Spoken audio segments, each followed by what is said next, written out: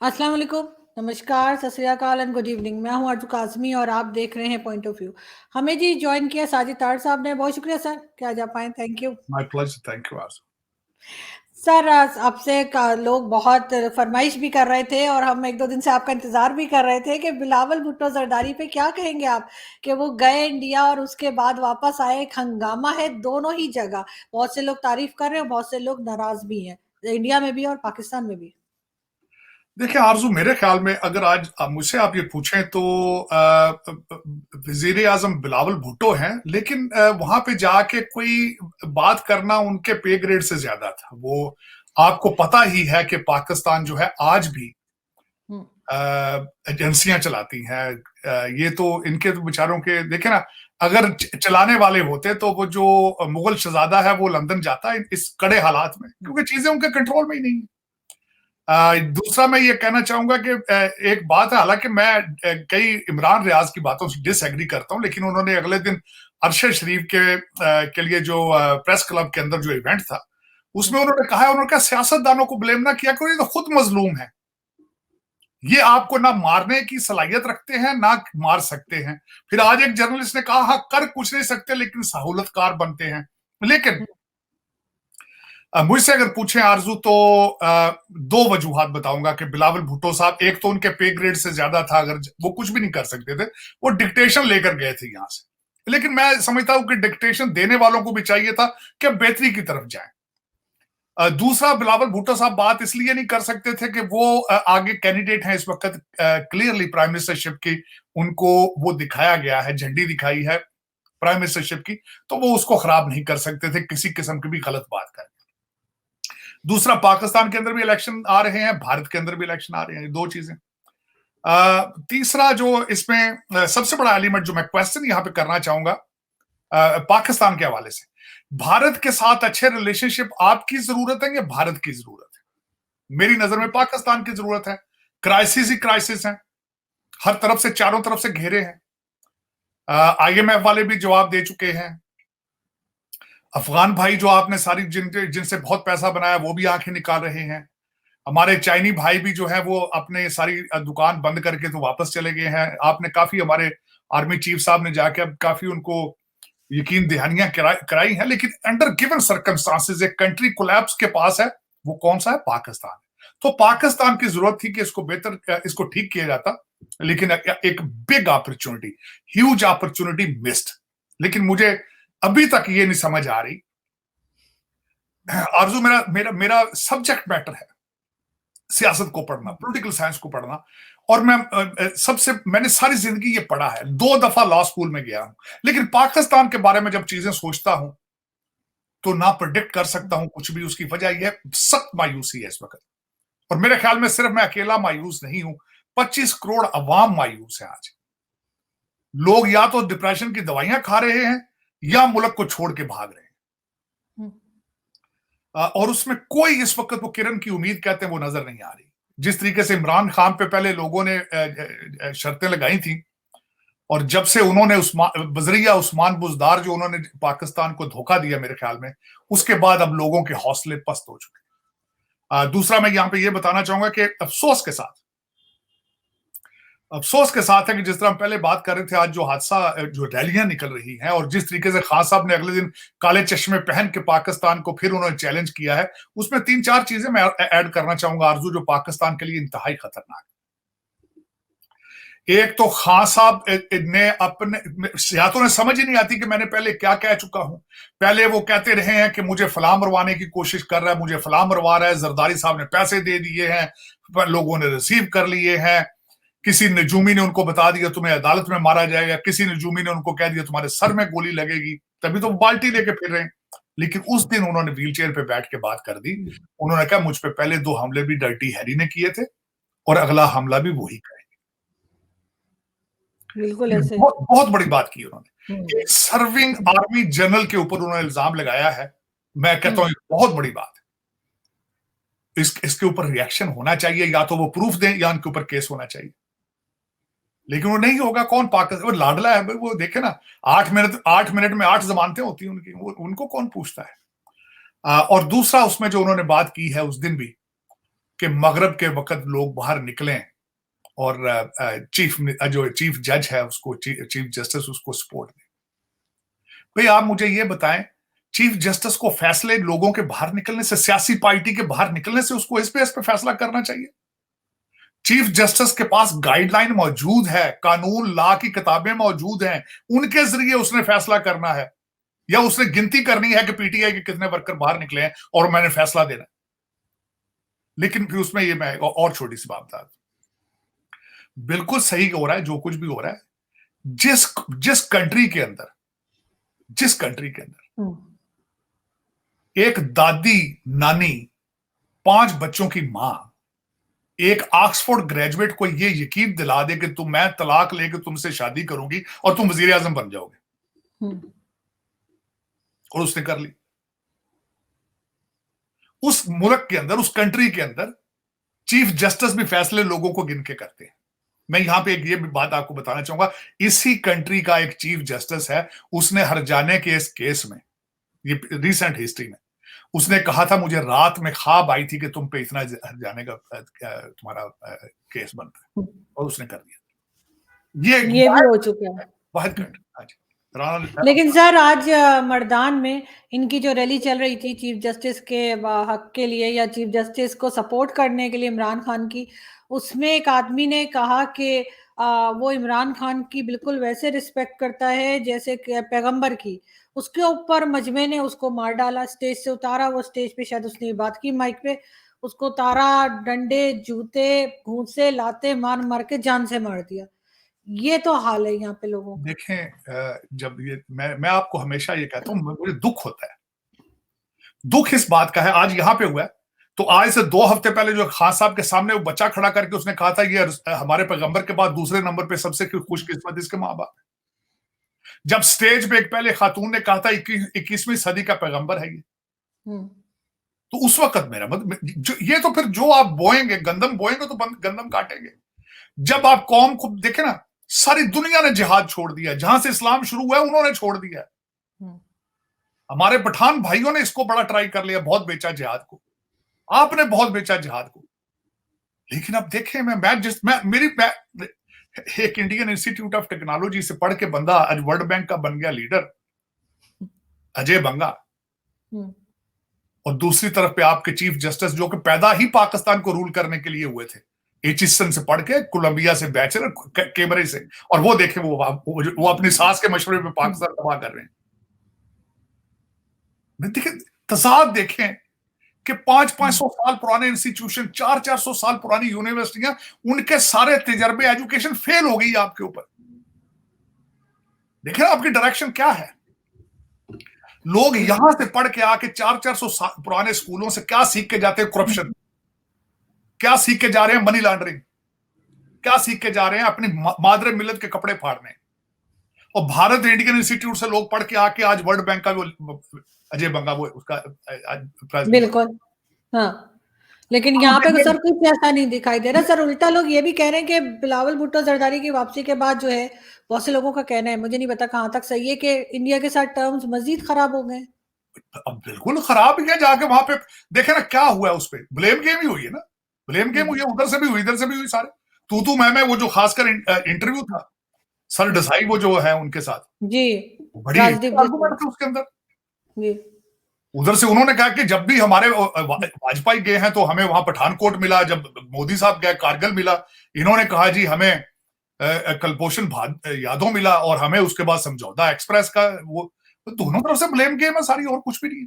यहाँ उतरते गए हैं तो बड़ी हीटेड उन्होंने प्रेस कॉन्फ्रेंस कर दी। वो एक जर्नलिस्ट ने सवाल किया कि ये आप जिस मुल्क में गए थे वहां पे आपके तो सर की कीमत है। इस तरह के सवाल के जवाब, और बल्कि लेकिन मेरा जो है आरजू, मैंने आज एक ट्वीट भी किया, देखिए इस ब्लेम गेम, इधर से उधर, उधर से इधर, इससे आप आगे नहीं बढ़ सकते, इससे आप आगे नहीं बढ़ सकते। ये फैसला करना होगा, जो भी पाकिस्तान के फैसले आज कर रहा है उसको फैसला करना होगा, आपका फायदा है कि आपका नुकसान है भारत के साथ रिलेशनशिप में, ये सोचना पड़ेगा। और वो आज नहीं तो कल आपको ये करना होगा, फैसला करना होगा कि किसी ना किसी तरीके से आपको टर्म्स पे आना होगा। मेरे ख्याल में इसके बगैर you don't have any choice. आज कर लो या थोड़े नुकसान के बाद कर लो, लेकिन लेकिन करना सर देखिए, कश्मीर में जिस तरह के अटैक्स हो रहे हैं, जिसमें हुआ है। बिलावल भुट्टो वहाँ मौजूद थे, वो भी था। और अगर आपको याद हो, मैंने आपसे लास्ट टाइम कहा था कि ये जैश के लोग यहाँ पर एक्टिव हो गए, जो बताया जा रहा है केपीके में, और लग यही रहा है कि कश्मीर और दूसरी जगहों पे जो है वो इस किस्म के अटैक्स हो सकते हैं। तो नहीं वही नजर देखें आ रहा है। आरजू, वो तो देखें, वो तो पहले ही कारोबार चल रहा है ना। यहाँ पे 262 अटैक आप पे हुए पिछले साल में टेररिस्ट पाकिस्तान के अंदर। आपके तो जगह जगह पे हो रहे हैं अटैक, और अल्टीमेटली उसमें वो आप पे इल्जाम तो जाएगा कि स्टेट उसमें इन्वॉल्व है। लेकिन मैं ये कह रहा था कि जब पिछली दफा इनके जाने से पहले जो हादसा था, हमारी स्टेट को चाहिए था कि वो अपने आप को क्लैरिफाई करते कि we are not doing anything against you, बल्कि इनके पास अपॉर्चुनिटी थी एक ऐसी कि एक इंटरनेशनल फोरम पे इनके जाने वाला था फॉरेन मिनिस्टर, वो ये मैसेज लेके जाता, वहां अपनी तकरीर करता, वो एविडेंस लेके जाता कि Pakistani state is not involve in it. वो जाके बजाय ये करने के वो अपने पीपल्स पार्टी को प्रमोट करते रहे, वो अपना खुद कहते रहे कि हम मजलूम है, मेरी तो वालदा, मेरी तो माँ इसमें वहां शहीद हो गई, और मेरी आज तक आपने तस्वीर कभी देखी किसी के साथ, हमारी पार्टी जो है दहशत गर्दी को सपोर्ट नहीं करती। भाई यार, पाकिस्तान का केस लड़ते आप पहले भी जहां जाते हैं तो आप पीपल्स पार्टी और अपना केस लड़ते हैं। लेकिन खैर मैं उसमें ब्लेम नहीं करूंगा बिलावल भुट्टो को, क्योंकि उसकी वजह ये तो डिक्टेशन लेकर गए थे फॉरेन पॉलिसी और बिलखसूस भारत के साथ, जो एक भी लफ्ज वो अपने मुंह से नहीं अदा कर सकते थे, उनकी पोजीशन ही नहीं थी ऐसी। इसमें मैं बिलावल भुट्टो को ब्लेम नहीं करूंगा, वो तो खुद मगर सर बेचारा। उनके नाना को तो सर फौज ने फांसी हाँ, लटकाया था, और उनकी मदर को भी एजेंसीज ने मारा था, वो तो उसमें कोई सीधी शक सीधी। नहीं। हाँ, भाई देखे आरजू, मैंने कई दफा आपको कहा है, आपके कंट्री के अंदर तो चिड़िया पर नहीं मार सकती भाई एजेंसियों की मर्जी के बगैर। बिल्कुल। ये कोई ढकी छुपी बात नहीं है। इसमें कोई मैं इसमें तो कोई दूसरी राय ही नहीं है ना। ये जितना आपका सिस्टम है सारा हाइब्रिड है, सारा हाइब्रिड सिस्टम है। आपके वजीर कानून ने अगले दिन, आज से 2 हफ्ते 3 हफ्ते पहले प्रेस कॉन्फ्रेंस में कहा है, नहीं उसने एक इंटरव्यू में कहा है कि भाई मैंने 2 जूनियर जजेस को प्रमोट किया था बाजवा साहब के कहने पे। असेंबलियां, अमीरुल मोमिनीन फरमा रहे हैं कि मैंने दोनों असेंबलियां तोड़ी हैं बाजवा के कहने पे। तो मुझे ये बताएं कि अगर सारा कुछ ये हो रहा है तो वहां बिलावल भुट्टो जाके भारत में क्या कहेगा? वो कहने की पोजीशन में नहीं है, वो तो बिल्कुल। पॉसिबल ही नहीं है। लेकिन जो भी फैसला कर रहा है पाकिस्तान का, जो भी मतलब है तो कोई पाकिस्तानी ना। मुझे बल्कि एक दुख है इस बात का है, आपके चलाने वालों के पासपोर्ट पाकिस्तानी, लेकिन वो पाकिस्तानी नहीं है। आप लंदन से ऑपरेट होते हैं, लंदन से ऑपरेट होते हैं सर मुसलसल। शहबाज शरीफ भी तो अभी लंदन ही पहुंचे हुए हैं, और अरे देखें जी, किंग खान साहब, चार्ल्स के तकरीब में हिस्सा लेने। जी। खान साहब के बच्चे वहां, उनकी प्रॉपर्टियां वहां, उनकी सारी जायदादें वहां। आपका तो लंदन है, आप तो आजाद हुए ही नहीं ना। आपने, मैंने कई दफा चीख चीख के कहा, आपने तो पाकिस्तान बनाया ही नहीं भाई। ये फाइलों में बनाया था आपने। मेरे जैसे बंदों को आपने धोखा दिया, धोखा इस तरह दिया कि रोज कहते हुए इस्लाम का किला है। ये तो जी, ये कहते हैं ये टूटने के लिए नहीं बना था, अलग कतर में टूट गया, टूट गया वो। बिल्कुल बिल्कुल। कहते इस्लाम के नाम पे बना था, इस्लाम का किला है, तो इसको तो कुछ छेड़ ही नहीं सकता ना। हम खुद खाएंगे सारा लूट लूट के। वो कतर में टुकड़े उसके दो गए। फिर मुसलसल मेरे जैसे बंदों को कहा गया ये कोई अभी इंडिया अटैक कर देगा, अभी इंडिया हमला करेगा, भारत खा जाएगा, खा जाएगा। 4 जंगें की, चारों की चारों आपने खुद शुरू की। अब इसके बाद अब मैं ये फैसला करने वालों से पूछूंगा, या तो उन लोगों को सजा दें जो ये कहते रहे हैं कि हमारे टैंकों को जंग लग चुका है, हमारे पास जंग लड़ने के लिए डीजल नहीं है, या तो इसको क्लैरिफाई करें। अगर क्लैरिफाई नहीं करते तो भारत से रिलेशनशिप ठीक करो अपने, ठीक करो आगे। जितनी यहां पे ट्रेड शुरू करो यार। को पाकिस्तान के अंदर महंगाई कम हो। इस वक्त एशिया में सबसे महंगा कंट्री आपका है, श्रीलंका से भी ज्यादा महंगा आपका कंट्री। लोग गुर्बत से भाग के, छोड़ छोड़ के मुल्क भाग रहे हैं यहां से। तो यहां तो लेकिन सर अभी फिर जिस तरह के अटैक्स चल रहे हैं कश्मीर में और दूसरी जगह पे इंडिया में, तो वो क्यों ट्रेड ओपन करेंगे? वो क्यों बात करना पसंद करेंगे? अभी तो जो प्राइम मिनिस्टर ने जाना है जुलाई में, वो भी लोग कह रहे हैं कि काफी वो काम जो है गड़बड़ लग रहा है, कि पता नहीं जा भी सकेंगे कि नहीं एससीओ की मीटिंग में प्राइम देखिए मिनिस्टर। उसमें आरजू, मैंने आपको पहले कहा था, जहां गुर्बत और ये सारी चीजें, महंगाई और सारा कुछ बढ़ता है, वहां पे ये ला कानूनियत तो बढ़ती है, डाके बढ़ते हैं, धमाके होते हैं, उसमें केयास तो सोसाइटी के अंदर होता है। वो सोसाइटी वैसे जाती तौर पे आपने प्रूव कर दिया कि you are not a governable country, frankly speaking. इस वक्त जिस तरीके से आपकी अदलिया और आपकी असेंबली आमने सामने खड़े हैं, आपको गवर्नेबल कंट्री थोड़ी है। वो 8 जज एक साइड पे हैं, 7 जज एक साइड पे हैं, असेंबली एक तरफ है, और ऊपर ऊपर आपके जवान बच्चे हैं, वो पेट्रोल और माचिस हाथ में लेके फिर रहे हैं। वो कहते हैं हम तो जला के राख कर देंगे पाकिस्तान को, तालियां बजा रहे हैं।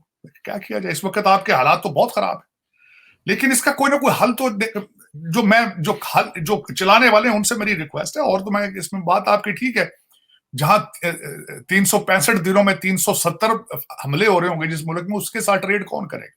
बात तो आपकी ठीक, लेकिन ये नहीं कि सर, कश्मीर में भी तो हो रहा है ना सर। इंडिया भी तो अभी नाराज है कि उनके यहाँ भी अभी तक 2 अटैक्स जो हैं, एक पुंछ के एरिया में और एक अभी जो कश्मीर में हुआ है, जिसमें उनकी फोर्सेस के ऊपर जो अटैक्स हुए, तो उससे तो सर और मामला खराब हो गया ना। वो तो मामला कहेंगे आपके ट्रेड तो वो नहीं करेंगे।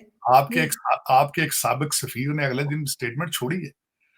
उसने कहा कि भारत ने अटैक करना था, सिर्फ इसलिए नहीं कर रहा कि एससीओ का वेट कर रहा है, वरना उसके रिटेलिएट करेगा। आपने पढ़ी होगी। तो उसमें देखें अब वो अच्छा, आप ये G20 पे भी इन्होंने एतराज कर दिया सर। हाँ, कि वहां नहीं, इन्होंने G20 का एतराज किया है कि वो कश्मीर के में क्यों किए। हाँ उसका डॉक्टर बिल्कुल। जयशंकर ने जवाब बिल्कुल ठीक दिया। उसने कहा ना तो आप G20 के मेंबर हैं, आप कहते जी आप अब बेगानी शादी में अब्दुल्ला क्यों दीवाना होकर फिर रहा है भाई। तो दूसरा, लेकिन ये मैं कहूं कि वो मजा नहीं आया इसमें, क्योंकि चले मैं तो पहले ही कहता था इनको जाना नहीं चाहिए था। जब आप कोई एजेंडा लेके ही नहीं जा रहे, कोई जाके बात ही नहीं कर सकते हो, बार बार आप कह रहे हो कि जी मैं एससीओ के लिए गया हूं, एससीओ के भाई वहां एससीओ आपकी फूफी लगती है। वहां आप ना तो उसको कुछ दे सकते हैं, एससीओ को ना ले सकते हैं। एससीओ को क्या दे लेंगे आप? मतलब आपने लेकिन बड़ा मांग लिया लोगों से, बहुत खैरात मांगी, अब तो वो देते भी नहीं लोग आपको। तो ले अब क्यों गए फिर आप? पैसा जाया करने के लिए गए? सर ना गए होते तो भी लोग कहते हैं कि डर गए, शायद आए नहीं, नहीं। डर के कौन सा, ये कौन सा मेरा मकसद है वहां पे दिलेरी दिखा के? वर्चुअल कर लेते हैं जहां पहले भी जाते तो वर्चुअल, पहले भी हर जगह वर्चुअल। यहाँ पे अमेरिका में अब कॉन्फ्रेंसों में नहीं आते, यहाँ भी तो वर्चुअल करते हैं, यहाँ वो भी कर लेते हैं। जाने का क्या, मुझे कोई बता दे ऑब्जेक्टिव क्या हासिल क्या किया उन्होंने वहां जाने से, क्या किया? एक वो उल्टा सीधा सा इंटरव्यू है, उसमें ईटीडी से डिस्कस डायलॉग करके आ गए। वरना मेरे ख्याल में आपकी बात बिल्कुल मैं एग्री कर रहा हूँ, जो जिन हालात पे खड़े थे आप उससे भी 2 फीट पीछे चले गए, बल्कि आपने बजाय ठीक करने के हालात मजीद खराब कर दिए, और ज्यादा आपने आपको एक्सपोज किया।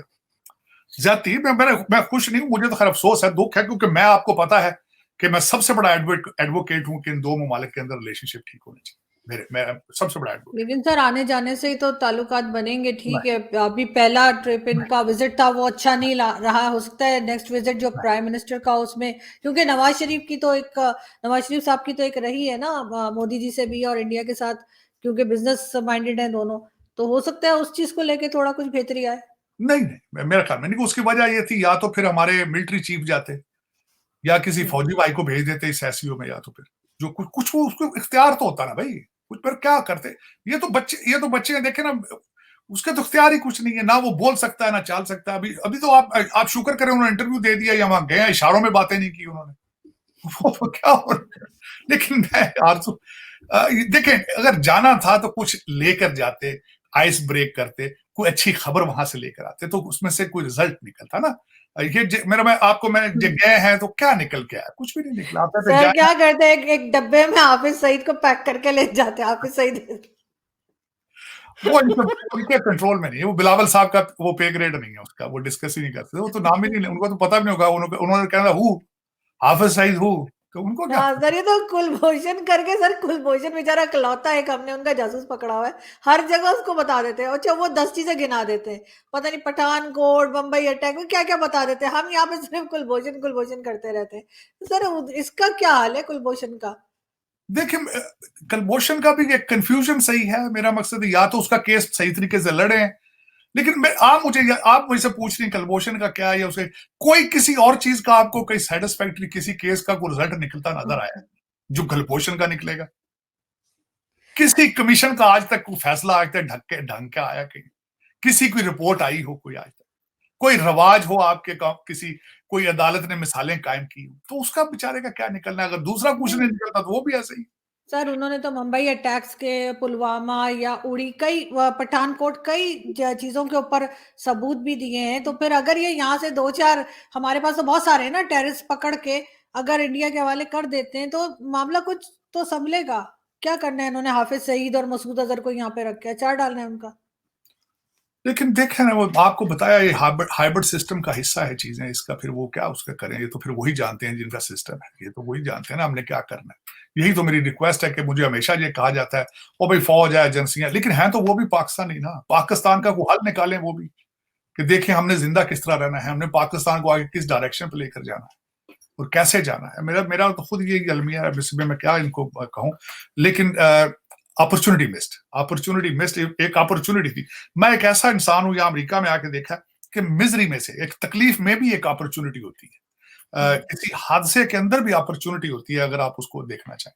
तो एक अपॉर्चुनिटी थी पाकिस्तान को to move forward, to prove their case कि they are not involved in any kind of state sponsored terrorism. एक अपॉर्चुनिटी थी कि पूरे एससीओ के मेंबर्स के सामने बताते, जाके अपनी स्पीच में बातें करते। एक अपॉर्चुनिटी थी अपना कद काट थोड़ा सा बड़ा करते, लेकिन वो एक अपॉर्चुनिटी मिस्ड है मेरे ख्याल में। वो जो चलाने वाले हैं शायद उनके पास कोई और डायरेक्शन है, उनके पास इस चीज का कोई और सोल्यूशन है जो मुझे नहीं पता, आपको नहीं पता।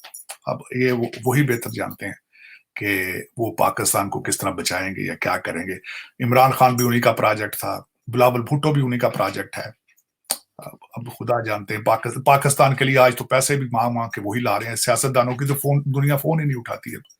सऊदी अरेबिया, चाइना से पैसे भी वही ला रहे हैं, और पहले पिज्जे भी उन्होंने खाए हैं, पिज्जा भी खाते रहते हैं। तो फिर अब देखें पाकिस्तान किस डायरेक्शन में। सर इसका मतलब है बिलावल भुट्टो आते हुए नजर आ रहे हैं नेक्स्ट टाइम, मतलब नेक्स्ट इलेक्शंस में? हाँ, मैं नहीं इलेक्शन की बात नहीं कर रहा हूँ, इलेक्शन में तो नहीं आ पाएंगे वो, क्योंकि वो सिर्फ एक सूबे से आएंगे। लेकिन अगर आपके वजीर आजम डिस्क्वालीफाई होते हैं कल परसों, तो उसके बाद दूसरा नंबर बिलावल भुट्टो का हो सकता है। अगले हफ्ते वो प्राइम मिनिस्टर बन जाए, क्या पता। लेकिन इलेक्शंस अगर हुए टाइम पे तो इलेक्शन फिर टाइम चांस नहीं नहीं होंगे। है। इलेक्शन जो है उस पर रेड लाइन ड्रा कर दी उन्होंने कि 16 सितंबर से पहले इलेक्शन हो ही नहीं सकते, क्योंकि that is the last day of Umar Ata Bandial. और सही खान है। साहब के लिए भी रेड लाइन है। खान साहब के हाथ से पहले अपॉइंटमेंट निकल चुकी है आर्मी चीफ की, और अब वो इस पे दूसरा चांस वो नहीं लेना चाहते कि वो एक्सटेंशन देंगे, बंदियाल साहब को रखेंगे अगर आते हैं। और जो दूसरी पार्टियां हैं उन्होंने रेड लाइन ड्रा कर दी 16 सितंबर पीरियड, इस इलेक्शन इससे बाद ही होंगे। और ये भी एक बात चल रही है कि हो सकता है इसी गवर्नमेंट को 1 साल की एक्सटेंशन भी दे दी है। लेकिन इस वक्त अदारे वो कहते हैं ग्लव्स उतार के एक दूसरे के सामने आ चुके हैं। नुकसान पाकिस्तान का है, पाकिस्तान के अवाम का है। और लेकिन ये कि वो 76 साल का नुकसान हो रहा है, कौन सा आज से हो रहा है। आपके पाकिस्तान के पीछे ऐसे ऐसे नौरतन आपके प्राइम मिनिस्टर थे, ऐसे ऐसे जर्नैल थे आपके, कि जिनके बारे में सोचा जाए तो आप कानों को हाथ लगा देते हैं। आप कहते हैं कि ये इंसान थे या क्या थे। लेकिन मैंने आपको बताया, आप आज मैंने आज बहुत बड़ी बात की है कि आपका आने वाला वजीर आजम वो वजीर आजम है जो एक निकाह की बदौलत एक वजीर आजम बना था। उसको एक औरत ने कहा था कि तुम मुझसे निकाह कर लो, वजीर आजम बन जाओ। मेरी समझ ये नहीं आती कि वो औरत इसको क्यों नहीं बताती कि मैं ये 1.5 मन चिकन जलाओ तो IMF का पैकेज मिल जाएगा। मेरी समझ से ये बात है। उसने ये तो कहा है कि भाई मगरब में सैटरडे वाले दिन, हफ्ते वाले दिन मगरब के टाइम पे निकलोगे, तुम्हारी फतह है। लेकिन वो ये क्यों नहीं बताती कि भाई ये 2 मन जलाते हैं आज मुर्गी, तो ये IMF का पैकेज हो जाएगा। देखिए सैटरडे वाले दिन ये क्यों किया गया है, वो भी बता देता हूं। इसलिए क्योंकि उस दिन चाइना का वजीर खारजा आना था। सैटरडे दिन वाले दिन क्यों किया गया है, क्योंकि उस दिन अफगानिस्तान का वजीर खारजा आना था। और खान साहब दुनिया को बताना चाहते हैं कि भाई इधर ना आओ, हम एक दूसरे को जूते मार रहे हैं, हम एक दूसरे का गिरबान पकड़ा हुआ है, हमने हमारे मुल्क में ना आना ना घुसना। तो देखें फिर ऐसे ही है। क्योंकि वो खुद नहीं आएंगे तो वो कोई चीज भी ठीक नहीं होने देंगे। सीधा उनका ये खान साहब का यही है। बिल्कुल सही। वो कहते हैं ना खेलेंगे ना खेलने देंगे, और खेलेंगे भी तो हम अपनी मर्जी से खेलेंगे, पिच भी अपनी होगी, एम्पायर भी अपना होगा, देखने वाले भी हमारे होंगे, वो सारा कुछ। वो कहते हैं इस तरह मैं अब नहीं खेलूंगा, मैं खेला तो सर कहते हैं खुल के खेलूंगा। बिल्कुल ऐसा ही है। लेकिन सर देखते हैं कि आगे ये क्या करते हैं, क्योंकि इस वक्त लोगों को उम्मीद थी कि बिलावल भुट्टो जरदारी जो है वापस आएंगे इंडिया से तो कुछ शायद टर्म्स बेहतर होंगे, लेकिन लोग पहले से ज्यादा नाराज नजर आते हैं। लेकिन हो सकता है वक्त के साथ आगे कुछ बेहतरी आए, उम्मीद रखनी चाहिए। इससे ज्यादा हम क्या कह सकते हैं। बहुत शुक्रिया सर कि आज आपने ज्वाइन किया। Thank you so much.